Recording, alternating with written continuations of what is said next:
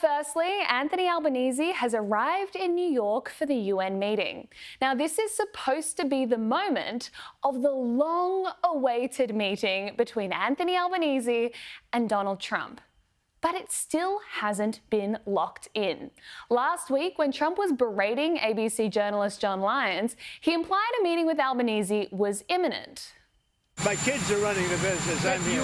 You know what the activity, where are you from? I'm from the Australian Broadcasting Corporation, Four Corners program. Well, the Australians, you're hurting Australia, right?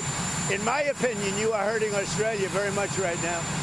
And they want to get along with me. You know, your leader is coming over to see me very soon. I'm going to tell him about you. You set a very bad tone. Well, our leader is supposed to be going over to see him, but we'll see if Trump wants to see our leader. On Friday, Trump posted on social media that a world leader will meet with him in the White House next week.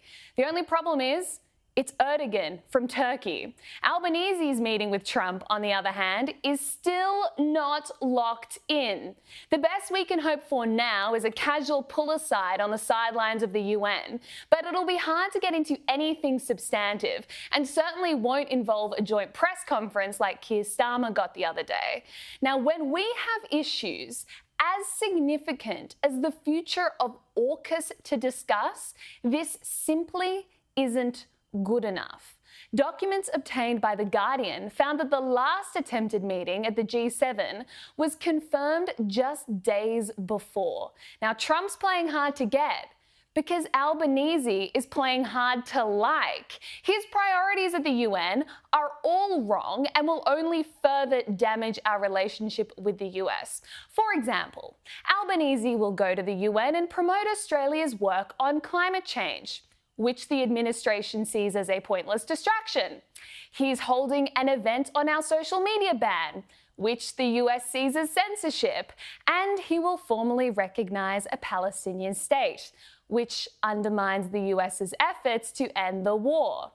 Extraordinarily, in an open letter, 25 top Republicans have implored Albanese to abandon plans to unilaterally recognise a Palestinian state.